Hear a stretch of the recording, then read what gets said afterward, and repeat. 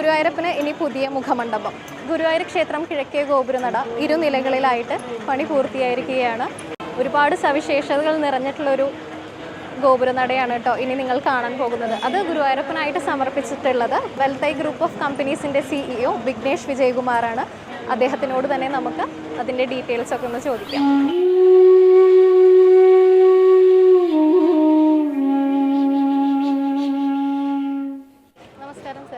നമസ്കാരം സർ. നമസ്കാരം. സാറിൻ്റെ ഒരുപാട് കാലത്തെ ആഗ്രഹമാണ് അല്ലേ ഈ ഒരു മുഖമണ്ഡപം? അതെ, ആഗ്രഹം എന്ന് പറയാൻ പറ്റില്ല. ശരിക്കും പറഞ്ഞു കഴിഞ്ഞാൽ എന്താ പറയുക, ഒരു സുഹൃതം എന്നൊക്കെ പറയാം. ആഗ്രഹങ്ങൾ പലതും ഉണ്ടാവാം ഒരു മനുഷ്യന്, പക്ഷേ ജീവിതത്തിൽ ചില കാര്യങ്ങൾ അനുഗ്രഹീതമായി കിട്ടുക എന്ന് പറയില്ലേ, അങ്ങനെ ഒരു അനുഗ്രഹീതമായി കിട്ടിയ ഒരു സംഭവമായിട്ടാണ് ഞാനിത് കാണുന്നത്. അപ്പോൾ ഈ മുഖമണ്ഡപത്തിന് ഉള്ളിലായിട്ട് ഒരുപാട് സവിശേഷതകൾ ഉണ്ടെന്ന് അറിയാൻ സാധിച്ചു. അപ്പോൾ അത് എന്തൊക്കെയാണെന്നൊന്ന് സാറിന് പറഞ്ഞു തരാൻ സാധിക്കും? ഈ ഒരു ഔദ്യോഗികമായിട്ടുള്ള സംഭവത്തിനെ കുറിച്ച് പറയാൻ വേണ്ടി നമ്മൾ എന്താ പറയുക, നമ്മുടെ നന്ദേട്ടനും ഉണ്ട് കൂടെ. രണ്ട് ഭാഗങ്ങളായിട്ടാണ് നമ്മൾ ഇത് ചെയ്തിരിക്കുന്നത്. ഒന്ന് ആദ്യമായിട്ട് വരുന്നതായിട്ടുള്ള മുഖമണ്ഡപം, അതിനുശേഷം വരുന്നതായിട്ടുള്ള ഒരു 70 മീറ്ററോളം വരുന്ന ഈ നടപ്പന്തൽ. മുഖമണ്ഡപത്തിൻ്റെ ആദ്യത്തെ പ്രാധാന്യം എന്ന് പറയുന്നത് തന്നെ മുകളിൽ നമ്മൾ വെച്ചിട്ടുള്ള 3 താഴികക്കുടങ്ങളാണ്. കേരളത്തിൽ വേറൊരു ക്ഷേത്രത്തിനും അത്ര വലിയ താഴികക്കുടങ്ങൾ ഉള്ളതായിട്ട് അറിവില്ല. അപ്പോൾ അതിൽ നമുക്കൊരു പ്രത്യേകത അതിൽ വന്നിട്ടുണ്ട്. രണ്ടാമത്തെ കേസ്, അതിൻ്റെ തൊട്ട് അടിയിൽ നിൽക്കുന്ന തട്ടിൽ ഗരുഡനെയാണ് നമ്മൾ വെച്ചിരിക്കുന്നത്. വേറൊരു തട്ട് വരുന്നുണ്ട്, അതിൽ ഗജലക്ഷ്മി. അപ്പോൾ മുഖമണ്ഡപത്തിൻ്റെ ആദ്യ ലുക്കിൽ വരുന്ന മുഖപ്പുകളിൽ വരുന്ന 2 മുഖപ്പുകളിലായിട്ട് വരുന്നത് ഗരുഡനും ഗജലക്ഷ്മിയും, മുകളിൽ വരുന്ന 3 താഴികക്കുടങ്ങളാണ്. ഇനി നമ്മൾ മുഖമണ്ഡപത്തിലേക്ക് കയറി കഴിഞ്ഞ് കഴിഞ്ഞാൽ അതിൻ്റെ മുകൾ വശത്തായിട്ട് കൊത്തുപണികളാൽ വെച്ചിട്ടുള്ള ബ്രഹ്മാവും അഷ്ടദിക്പാലകരും ഉണ്ട്. അപ്പോൾ അതും ഈ പറഞ്ഞ പോലെ പല ക്ഷേത്രങ്ങളിലും വളരെ വളരെതായിട്ടുള്ള ഒരു പൗരാണിക ക്ഷേത്രങ്ങളിൽ ഉള്ള അതേ ഒരു കൺസെപ്റ്റാണ്. അപ്പോൾ അതേ കൺസെപ്റ്റ് തന്നെയാണ് വെച്ചിരിക്കുന്നത്. ഇതുവരെ നമ്മളൊരു എന്താ പറയുക, ഐതിഹ്യം ബാക്കിയുള്ള കാര്യങ്ങളുമായിട്ട് യോജിച്ചിട്ടുള്ളൊരു കാര്യങ്ങളാണ് ഇവിടെ നമ്മൾ ചെയ്തിരിക്കുന്നത്. പക്ഷെ അതിനുശേഷം വരുന്ന ഈ നടപ്പന്തൽ എന്ന് പറയുന്നത് ഒരു മാനവിക ഭാവത്തിൽ ഒരു മനുഷ്യൻ ഗുരുവായൂരപ്പനെ ധ്യാനിച്ച് അദ്ദേഹത്തിന് തൊഴാൻ പോകുന്ന സമയത്ത് അദ്ദേഹത്തിൻ്റെ ജീവിത ചരിത്രത്തിലുണ്ടായ കാര്യങ്ങളും അല്ലെങ്കിൽ അവതാരങ്ങളും ഇതിനെയാണ് നമ്മൾ കൺസെപ്റ്റലായിട്ട് കൊടുത്തിരിക്കുന്നത്. അപ്പോൾ നമ്മൾ ഇവിടുന്ന് തൊഴാൻ പോകുന്ന സമയത്ത് 2 വശങ്ങളിലായിട്ട് ഒരു വശത്ത് നമുക്ക് ദശാവതാരങ്ങൾ കാണാം, ഒരു വശത്ത് കൃഷ്ണൻ തന്നെ വളരെ രൂപങ്ങൾ, ആലിലെ കൃഷ്ണനുണ്ട്, താമരക്കണ്ണനുണ്ട്, കൃഷ്ണലീലകൾ. അതെ, കറക്റ്റ്. അപ്പോൾ ഇങ്ങനെ ഒരു കൺസെപ്റ്റാണ് വരുന്നത്. ഞാൻ പറഞ്ഞു 2 ഘട്ടങ്ങളായിട്ടാണ് നമ്മളിതിനെ ചെയ്യുന്നത്. ആദ്യ ഘട്ടത്തിൽ ഈ 2 കാര്യങ്ങളാണ് വരുന്നത്. അപ്പോൾ ഇനി തൊഴുത് മടങ്ങുന്ന സമയത്ത് ഇത് ഐതിഹ്യത്തിൽ അല്ലെങ്കിൽ ഗുരുവായൂരിൻ്റെ ഒരു ക്ഷേത്രത്തിനോട് മാത്രം നിൽക്കുന്നതായിട്ടുള്ളൊരു സംഭവമാണ്. എന്ന് വെച്ച് കഴിഞ്ഞാൽ മറ്റുള്ള ക്ഷേത്രത്തിൽ പോയി തൊഴുത് മടങ്ങുന്ന പോലെയല്ല. ഗുരുവായൂരിൽ കുറേ നേരം നമ്മൾ ക്യൂ ഒക്കെ നിന്ന് ആ കൂടി കണ്ണനെ കാണാൻ കിട്ടുന്നത് 3 സെക്കൻഡോ 5 സെക്കൻഡോ ഒക്കെയാണ്. അപ്പോൾ നമ്മൾ പോയി തൊഴുത് വരുമ്പോൾ എല്ലാവരുടെ മനസ്സിലും തൊഴുതത് പോരാ, അല്ലെങ്കിൽ കണ്ടു നിൽക്കാനുള്ള ആ ഒരു ഇത് കിട്ടിയില്ല എന്നുള്ള ഒരു തോന്നൽ എപ്പോഴും വരാറുണ്ട്. അപ്പോൾ അങ്ങനെയുള്ള ഒരു സമയത്ത് തൊഴുത് തിരിച്ചു വരുന്ന സമയത്ത് നടക്കാം. തിരിച്ചു വരുന്ന സമയത്ത് നമുക്കറിയാം, നമ്മൾ പലപ്പോഴും തിരിഞ്ഞു നോക്കി തൊഴുതുണ്ട്. എൻ്റെ ജീവിതത്തിലുമുണ്ട്, നമ്മൾ തിരിഞ്ഞു നോക്കി തൊഴുതിട്ടുണ്ട്. ചില സമയത്ത് നമ്മൾ ഞാൻ പറയാം വീണ്ടും ഒന്ന് നടയിൽ പോയിട്ട് ഒന്നും കൂടി ഒന്ന് തൊഴാമെന്നുള്ളൊരു ആഗ്രഹങ്ങൾ ബാക്കിയുള്ള കാര്യങ്ങളുണ്ട്. തിരിച്ച് അത് ഞാൻ പറയാം, വളരെ ഫേമസ് ആയിട്ടുള്ള സോങ് തന്നെ ഉണ്ട്, അത് നമ്മുടെ യേശുദാസ് പാടിയിട്ടില്ല, ഇതുവരെ തൊഴുതത് പോരെന്ന് അല്ലേ. അപ്പൊ അങ്ങനെയുള്ളൊരു ഭയങ്കര ഒരു എനർജി ഇതുള്ള ഒരു ക്ഷേത്രമാണ് ഗുരുവായൂർ. അതെ, വളരെ മനോഹരമായിട്ടാണ് ഈ ഒരു ആദ്യഘട്ടമാണ് വന്നിരിക്കുന്നത്. ഇതിന്റെ 2ാം ഘട്ടത്തിന് ഇതിനെക്കാട്ടും കൂടുതൽ വരുന്നുണ്ട്. അപ്പൊ ഞാൻ പറഞ്ഞു വന്നത് എങ്ങനെയാണെന്ന് വെച്ചാൽ, ഒരു ഭക്തൻ തൊഴുത് തിരിച്ച് ഈ മണ്ഡപത്തിലൂടെ ഇറങ്ങി പോകുന്ന സമയത്ത് നമുക്കറിയാം, ഇവിടെ നിന്ന് നമ്മൾ തൊഴുത് വരുന്ന സമയത്ത് നമ്മളെ നോക്കി നിൽക്കുന്നതായിട്ടുള്ള ഗുരുവായൂരപ്പനും അതേപോലെ തന്നെ വെണ്ണക്കണ്ണനുമാണ് നമ്മുടെ 2 ഭാഗത്തുള്ളത്. അപ്പോൾ ഏതൊരു ഭക്തന്റെ മനസ്സിലും അറിയാം, ഇവിടെ ഓരോരോ സമയത്ത് ഓരോരോ രൂപങ്ങളിലാണ് ഗുരുവായൂരപ്പന്റെ ഇത് ഓരോരോ പൂജ സമയത്ത് വരുന്നത്. അതെ, കറക്റ്റ്. അപ്പോൾ അതേപോലെ തന്നെ തിരിച്ചു വരുന്ന സമയത്ത് ഈ 2 രൂപങ്ങൾ നമ്മളെ നോക്കി, അപ്പോൾ നമ്മുടെ മനസ്സിലുണ്ടാവുന്ന ആ ഒരു എന്താ പറയുക, ഒരു കോൺഫിഡൻസ് അല്ലെങ്കിൽ ആ ഒരു സന്തോഷം, അതിനെ കൺസെപ്റ്റലൈസ് ചെയ്യാൻ വേണ്ടിയിട്ടാണ് നമ്മളിങ്ങനെ 2 ഭാഗത്തും വെച്ചിരിക്കുന്നത്. ഇനി ഇതിൽ 2ാം ഘട്ടമായിട്ട്, അപ്പോൾ ഇതിൻ്റെ പണികൾ ഒരുവിധം പൂർത്തിയായിട്ടുണ്ട്. ശിലാസ്ഥാപനങ്ങളും ബാക്കിയുള്ള എല്ലാ കാര്യങ്ങളും ചെയ്തിരിക്കുന്നത് നന്ദേട്ടനാണ്. നന്ദേട്ടനും ഈ ക്ഷേത്രവുമായിട്ട് വളരെയധികം ശില്പി എന്നുള്ളതിനുപരി ഗുരുവായൂരപ്പൻ്റെ കാര്യങ്ങളെല്ലാം ഗുരുവായൂരപ്പനുമായിട്ട് ഒരു ബന്ധമുള്ള ആൾക്കാർക്കാണ് എപ്പോഴും കൊടുക്കാറ്. ഇപ്പോൾ പല സ്റ്റോറീസും ഇപ്പോൾ നമ്മൾ കേട്ടിട്ടുണ്ടാവും. ഗുരുവായൂരിൽ അങ്ങനെ ഒരു പ്രാധാന്യമുള്ളൊരു വ്യക്തി കൂടിയാണ് നന്ദേട്ടൻ. രണ്ടാം ഘട്ട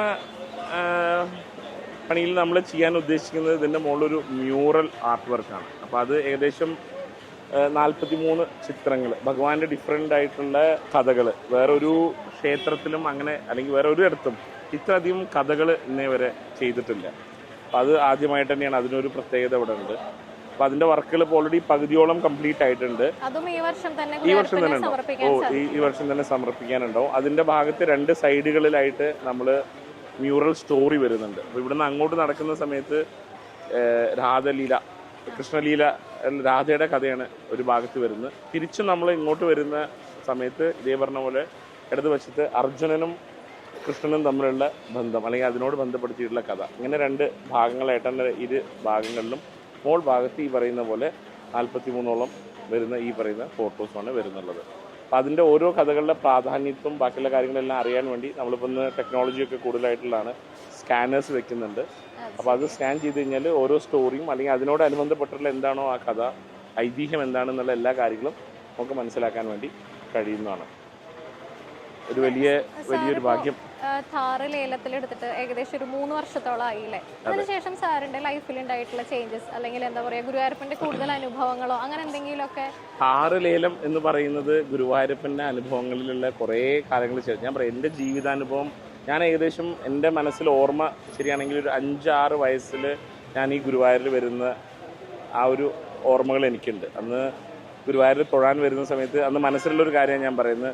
ഇവിടെ വരുന്നതിൻ്റെ ഒരു എക്സൈറ്റ്മെൻറ്റ് എന്ന് വെച്ച് കഴിഞ്ഞാൽ ആ കാലഘട്ടങ്ങളിൽ മരം കൊണ്ടുണ്ടാക്കിയ ചെറിയൊരു ട്രാൻസ്പോർട്ട് ബസ്സും അല്ലെങ്കിൽ ഒരു ഓട്ടോറിക്ഷയും കിട്ടിയിട്ടുണ്ടായിരുന്നു. അപ്പോൾ ഇങ്ങോട്ട് വരുന്ന സമയത്ത് അമ്മയുടെ അടുത്ത് പറഞ്ഞിട്ട് ആ ഒരു ഓട്ടോറിക്ഷയോ അല്ലെങ്കിൽ ആ ബസ്സോ വാങ്ങിക്കാനുള്ള ഒരു ആഗ്രഹം, അതിനു വേണ്ടി വന്ന ഒരു കാലഘട്ടം. കുറച്ചും കൂടി വലുതായ സമയത്ത് അറിയാം, ആ കാലഘട്ടങ്ങളിൽ റെസ്റ്റോറൻറ്റ്സും അങ്ങനെ ഇന്നത്തെ പോലെ വിപുലമായിട്ടില്ലല്ലോ. അപ്പോൾ ഗുരുവായൂർ വരുന്ന സമയത്ത് തന്നെ നല്ല അസലും മസാല ദോശയുടെയും അല്ലെങ്കിൽ നെയ്റോസിൻ്റെ ഒക്കെ ഒരു മണം ഉണ്ടാവാറുണ്ട്. അപ്പോൾ ഇവിടെ നമ്മൾ വരുന്ന സമയത്ത് അങ്ങനെ ഒരു ഇത് കഴിക്കാൻ, ഇന്നത്തെ പോലെയല്ലോ അന്ന് കാലത്തൊക്കെ ഒരു ദോശ നെയ്റോസ്റ്റൊക്കെ കഴിക്കാൻ വലിയ കാര്യമാണ്. അപ്പോൾ അതിന് വേണ്ടി വന്നിട്ടുണ്ട്. പിന്നീടുള്ള കാലഘട്ടത്തിലെ ജീവിതത്തിൽ നമുക്ക് ഓരോരോ അനുഭവങ്ങൾ വന്നു. ഞാൻ പറഞ്ഞേ, വളരെ ജീവിതത്തിൽ പടിപടിയായി കയറി വന്നുള്ളൊരു മനുഷ്യനാണ്. പക്ഷെ ഒരു കാലഘട്ടം, ഒരു 16-17 വയസ്സ് കാലഘട്ടങ്ങളിൽ ഗുരുവായൂരപ്പനുമായിട്ടുള്ള ഒരു ബന്ധം, മാനസികമായിട്ടൊരു ബന്ധം അല്ലെങ്കിൽ എന്തോ ഒരു വളരെ അടുത്തതായി ഒരു ബന്ധം എനിക്ക് സൃഷ്ടിക്കാൻ കഴിഞ്ഞിട്ടുണ്ട്. വളരെ കഠിനതകളിലും കാര്യങ്ങളിലും ഉണ്ടാകുന്ന സമയത്ത് ഞാൻ എൻ്റെ എല്ലാ വിഷമങ്ങളും വന്ന് പറഞ്ഞിരുന്നത് ഈ ഒരു സദസ്സിൽ വെച്ച് തന്നെയാണ്.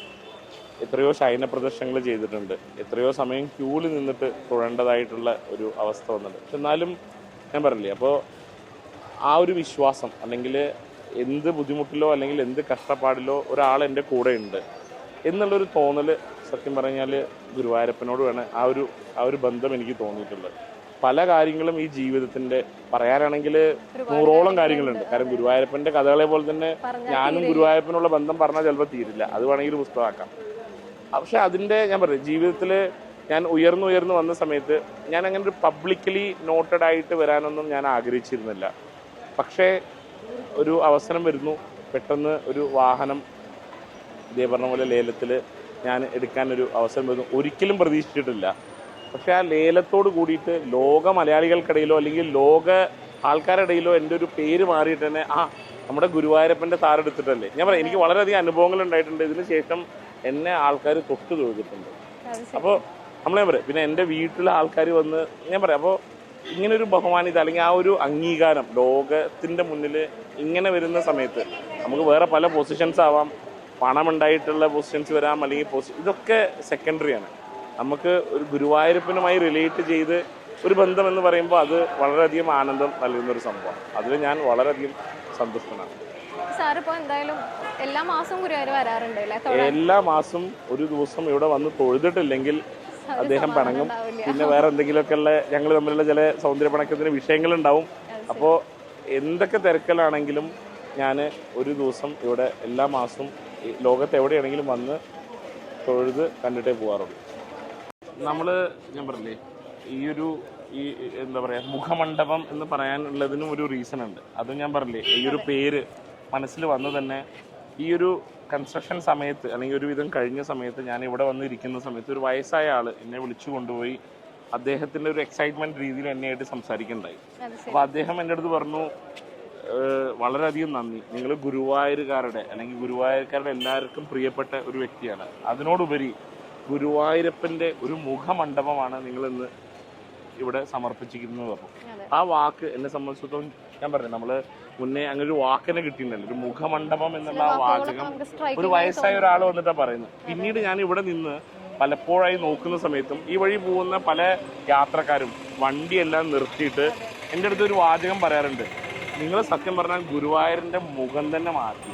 അപ്പോൾ ആ മുഖം എന്നുള്ളത് ഞാൻ പറഞ്ഞില്ല ഒരു വലിയൊരു എന്താ പറയുക, അതൊരു വളരെ പ്രാധാന്യം തരുന്നു. അപ്പോൾ ഞാനിപ്പോൾ ഈ കഴിഞ്ഞ 4 ദിവസത്തിൽ തന്നെ ഇതിനെ എത്രത്തോളം നന്നാക്കാൻ കഴിയുന്നു, അല്ലെങ്കിൽ ഇതിനെ എത്രത്തോളം നമുക്ക് കൂടുതൽ ആൾക്കാരിലേക്ക് എന്താ പറയുക ഒരു സന്തോഷം നൽകാൻ കഴിയുന്ന രീതിയിൽ ചെയ്യാൻ കഴിയുന്നു, അത് നമ്മൾ ഈ ഒരു 4 ദിവസങ്ങളായിട്ട് നോക്കുന്നുണ്ട്. അപ്പോൾ അതിൻ്റെ ഭാഗമായിട്ടാണ് നമ്മൾ ചെറിയൊരു മ്യൂറൽ വർക്ക് അതിൻ്റെ മുകളിൽ കൊടുത്തിട്ടുണ്ട്. പിന്നെ ഈ പറഞ്ഞ പോലെ തന്നെ താഴികക്കുടങ്ങൾ രാത്രിയിലാണെങ്കിലും ഈ പറയുന്ന മഞ്ഞുളാൽ പടിയിൽ വെച്ച് നോക്കിക്കഴിഞ്ഞാലും അതിൻ്റെ ആ ഒരു തിളക്കം അങ്ങനെയുള്ള കുറേ കാര്യങ്ങൾ നമ്മളിതിൽ നമ്മൾ ചെയ്തിട്ടുണ്ട് ആക്ച്വലി. എന്തായാലും ഞാൻ പറഞ്ഞില്ലേ, ഒരു മഹാശില്പിയുടെ അല്ലെങ്കിൽ ആ ഒരു തലമുറ അത് കാത്തു സൂക്ഷിക്കാൻ കഴിവുള്ള അദ്ദേഹത്തിൻ്റെ കൈകളെ കൊണ്ട് തന്നെ ഈ ഒരു കാര്യങ്ങൾ ചെയ്യാൻ കഴിഞ്ഞതിൽ അതും ഒരു മഹാഭാഗ്യമായിട്ട് തന്നെ കരുതുന്നു. അപ്പോൾ സാറിന് എന്താ ഈ ഒരു നിമിഷത്തിൽ തോന്നുന്നുണ്ട്? ഇവിടെ നിന്നിപ്പോൾ ഉള്ളിലേക്ക് നോക്കുമ്പോൾ തന്നെ വളരെ ഭംഗിയായിട്ടാണ് നമുക്ക് ഈ ഒരു മുഖമണ്ഡപം കാണാൻ സാധിക്കുന്നത്. അപ്പോൾ എന്താ പറയാനുള്ളത്? എൻ്റെ ജീവിതത്തിലെ ഏറ്റവും വലിയൊരു പുണ്യമായിട്ടാണ് അതിനെ കാണുന്നത്. പ്രത്യേകിച്ച് ഗുരുവായൂർ ക്ഷേത്രം അഗ്നിബാധയ്ക്ക് ശേഷമുള്ള പുനർനിർമ്മാണത്തിലൊരു മുഖ്യ ശില്പിയാണ് എൻ്റെ അച്ഛൻ എളവള്ളി നാരായണാചാരി. അതിൻ്റെ പരമ്പരയായിട്ട് തുടർന്നു ഇങ്ങനെ ഒരു വർക്ക് ചെയ്യാൻ സാധിച്ചതിൽ വളരെയധികം സന്തോഷമുണ്ട്. ഇത്രയും ചോദ്യം ചോദിച്ച സ്ഥിതിക്ക് ഞാനൊരു ചോദ്യം അങ്ങോട്ട് ചോദിക്കുന്നു. ഞാൻ ഗുരുവായൂരപ്പൻ്റെ ഒരാളാണ്, ഗുരുവായൂരുകാരനല്ല, പക്ഷേ ഗുരുവായൂരപ്പൻ്റെ ഒരാളായി എന്നും ഇവിടെ നിലകൊണ്ടിട്ടുള്ളൊരു വ്യക്തിയാണ്. ഒരു ഗുരുവായൂരുകാരി എന്നുള്ള നിലയിൽ ഞാൻ അങ്ങോട്ട് ചോദിക്കുകയാണ്, ഇപ്പോൾ ഈ ഒരു മുഖമണ്ഡപവും ബാക്കിയുള്ള ഇങ്ങനത്തെ ഒരു നടപ്പന്തലെല്ലാം കണ്ടിട്ട് നിങ്ങൾക്ക് അതിനെക്കുറിച്ചിട്ട് എന്താണ് തോന്നുന്നത്? ഞാൻ നേരത്തെ പറഞ്ഞ പോലെ തന്നെ എനിക്ക് ഭയങ്കര സന്തോഷമാണ് സത്യം പറഞ്ഞാൽ. ഇവിടെ നിന്ന് തന്നെ നമുക്ക് ഇപ്പോൾ കുറച്ച് ദൂരെ നിന്നായാലും മഞ്ജുളൽ പരിസരത്ത് നിന്ന് തന്നെ ആയാലും ഗുരുവായൂരപ്പൻ്റെ ദീപാരാധന സമയത്തൊക്കെ ആ ദീപസ്തംഭത്തിൽ തെളിയുന്ന വിളക്കുകളൊക്കെ കാണാൻ സാധിക്കുക എന്ന് പറയുന്നത് വളരെ വലിയൊരു കാര്യം തന്നെയാണ് സർ. കാരണം ഇപ്പോൾ ഗുരുവായൂരപ്പൻ്റെ അടുത്തേക്ക് എത്താൻ സാധിക്കാത്ത ആൾക്കാരുണ്ടാവും, ഹാൻഡിക്യാപ്ഡ് ആയിട്ടുള്ള ആൾക്കാർ ഒരുപാട് പേരുണ്ടാവും. അവർക്ക് ഈ ഇവിടെ നിന്നുകൊണ്ട് തന്നെ ആ ദീപസ്തംഭം കാണാൻ സാധിക്കുക എന്ന് പറഞ്ഞു കഴിഞ്ഞാൽ അത് സാറ് ഗുരുവായൂർ സ്വദേശികൾക്കായാലും ആർക്കായാലും ചെയ്യുന്ന ഏറ്റവും വലിയ കാര്യം തന്നെയാണെന്നാണ് എനിക്ക് പറയാനുള്ളത്. ഒരുപാട് സന്തോഷമുണ്ട്, കാരണം പുതിയ മാറ്റങ്ങൾ ക്ഷേത്രത്തിൽ വരട്ടെ. സാറിന് ഇത് എന്താ പറയുക, ഈ ഒരു ഗോപുരനട ഇങ്ങനെ ഡിസൈൻ ചെയ്യാനും അതുപോലെ തന്നെ സാറിൻ്റെ ആഗ്രഹമാണിത് എന്നുള്ളത് എനിക്കറിയാം. അപ്പോൾ അതൊക്കെ സാക്ഷാത്കരിക്കാൻ സാധിച്ചതിൽ ഒരുപാട് സന്തോഷം. എന്നും ഗുരുവായൂരപ്പൻ്റെ അനുഗ്രഹം സാറിന് ഉണ്ടാവട്ടെ എന്ന് ഞങ്ങൾ ഓരോരുത്തരും പ്രാർത്ഥിക്കുകയാണ്. ഈ 2 ദിവസത്തിന് ഉള്ളിൽ തന്നെ എൻ്റെ ഇവിടെയുള്ള ആൾക്കാരുടെ അനുഭവങ്ങൾ കുറേ പേര് ഷെയർ ചെയ്തു. അതിലിപ്പോൾ ഞാൻ പറഞ്ഞു, കഴിഞ്ഞ ദിവസം ഒരു കാലുകൊണ്ട് വയ്യാതെ ആയിട്ടുള്ള ഒരു ലേഡി വന്ന് എൻ്റെ അടുത്ത് പറയുണ്ടായി, പണ്ട് കാലത്ത് ഞാൻ ഇവിടുന്ന് അതുവരെ നടന്ന് ആ നടയിൽ പോയി നിന്ന് കൊഴേണ്ട ഒരു അവസ്ഥ ഉണ്ട്. അതേ സ്ഥാനത്ത് നിന്ന് ഞാൻ ഈ നടയിൽ നിൽക്കുന്ന സമയത്ത് ഗുരുവായൂരപ്പൻ ഈ നടയിലേക്ക് വന്ന് നിൽക്കുന്നതായിട്ടുള്ള ഒരു ഫീലിംഗ് അല്ലെങ്കിൽ ആ ഒരു പ്രതീതി എനിക്ക് വന്നു. അപ്പോൾ ആ സ്ത്രീ എന്നെ തൊഴുതിട്ടാണ് പോയത്. ഒരു വളരെയധികം നന്ദിയുണ്ട്. അപ്പോൾ ഞാൻ പറഞ്ഞത് അതൊരു സത്യം പറഞ്ഞാൽ അത് അങ്ങനെ അത് നമുക്കതിനെ എന്താ പറയുക ചെയ്യാൻ കഴിഞ്ഞതിൽ ഒരു ഭയങ്കര പുണ്യം തന്നെ. അപ്പോൾ ഞാൻ പറയുന്നത് എൻ്റെ ഫാമിലിക്ക് വേണ്ടി അല്ലെങ്കിൽ ഞാൻ ഗുരുവായൂരപ്പന് വേണ്ടി സമർപ്പിക്കുന്നതായിട്ടുള്ള ഒരു സംഭവമായിരുന്നു. പക്ഷെ അത് ഇന്നിപ്പോൾ ഈ ഗുരുവായൂരുകാർക്കും അല്ലെങ്കിൽ ലോകമെമ്പാടുമുള്ള ഗുരുവായൂരപ്പൻ കൃഷ്ണഭക്തന്മാരുടെ ഒരു ഭാഗമായി തീരാൻ കഴിയതിൽ വളരെ വളരെയധികം സന്തോഷം. ഞങ്ങൾക്കും വളരെ സന്തോഷം. ഇങ്ങനെയൊരു വലിയ ഉദ്യമം എന്നെ വളരെ വിശ്വാസത്തോടെ ഏൽപ്പിച്ച ശ്രീ വിഘ്നേഷ് വിജയകുമാറിനെ എല്ലാവിധ നന്ദിയും രേഖപ്പെടുത്തുന്നു. എനിക്ക് ഇതിലും വലിയ ഭാഗ്യം ഇനി കിട്ടാനില്ല എന്നുള്ള രീതിയിൽ ഞാനതിനെ ഉൾക്കൊള്ളുന്നു. ഇങ്ങനെ ചെയ്യാൻ സാധിച്ചതിൽ വളരെയധികം സന്തോഷം. ഗുരുവായൂർ സ്വദേശി എന്ന നിലയിലും ഞങ്ങൾക്ക് ഭക്തജനങ്ങൾക്ക് എല്ലാവർക്കും വളരെ സന്തോഷം നിറഞ്ഞൊരു കാഴ്ചയാണ്. കാരണം ആദ്യമൊക്കെ നമുക്ക് ഈ ഒരു ദീപാരാധന സമയത്ത് ആ ഒരു ദീപസ്തംഭത്തിന്റെ തിരി തെളിയുമ്പോൾ അത്രയ്ക്കൊന്നും വിസിബിൾ ആയിരുന്നില്ല. പക്ഷെ ഇപ്പൊ ഇത് ആ ഒരു എന്താ പറയാ മഞ്ജുളാൽ പരിസരത്ത് നിന്നാൽ പോലും ആ വിളക്ക് തെളിഞ്ഞതൊക്കെ നല്ല ഭംഗിയായിട്ട് തന്നെ കാണാൻ സാധിക്കുന്നുണ്ട്. അതിനൊക്കെ സാറിനോട് ഒരുപാട് താങ്ക്സ് പറയാണ് ഞങ്ങൾ. ഞാൻ പറയാം, ഇതൊരു എന്താ പറയാ ഒരു മുൻകാല സുഹൃത്തം അങ്ങനെ തന്നെ പറയണം. കാരണം എത്രയോ ഞാൻ പറയാം, നമുക്ക് ഇപ്പോൾ ഇനിയിപ്പോൾ എത്ര പണമുള്ള ഒരാളാണെങ്കിൽ കൂടി ഇങ്ങനെ ഒരു പ്രവൃത്തി, ഇപ്പോൾ ഞാനിവിടെ കഴിഞ്ഞ 4 ദിവസമായിട്ട് ഇവിടെ തന്നെയുള്ളത്.